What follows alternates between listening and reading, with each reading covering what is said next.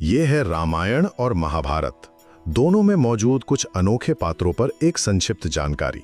देखिए, रामायण और महाभारत दो बिल्कुल अलग अलग युगों की कहानियां हैं, त्रेता और द्वापर, और इनके बीच हजारों साल का फासला है। तो सवाल ये उठता है, क्या कोई किरदार दोनों में हो सकता है? जी हाँ, बिल्कुल। और यही किरदार इन दोनों महाकाव्यों को एक दूसरे से जोड़ते हैं।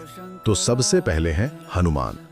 रामायण में तो वो श्री राम के सबसे बड़े भक्त थे, ये हम सब जानते हैं।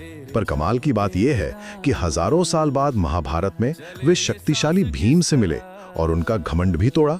इतना ही नहीं, कुरुक्षेत्र युद्ध में वो अर्जुन के रथ के ध्वज पर बैठकर उनकी रक्षा करते रहे। दूसरे अमर योद्धा थे परशुराम। रामायण में सीता स्वयंवर के दौरान वो श्री राम के पराक्रम से मिले थे। और फिर सदियों बाद महाभारत में वही भीष्म और कर्ण जैसे महान योद्धाओं के गुरु बने।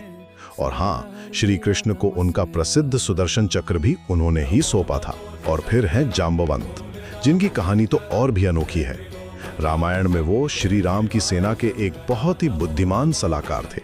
और जरा सोचिए, महाभारत के समय में उनका श्री कृष्ण से एक मणि के लिए युद्ध हुआ, जिसके बाद उन्होंने अपनी बेटी का विवाह ही श्री कृष्ण से कर दिया।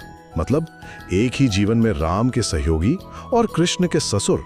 ये किरदार सिर्फ कहानियों का हिस्सा नहीं है, बल्कि ये वो मजबूत धागे हैं जो धर्म और कर्तव्य की सीख को एक युग से दूसरे युग तक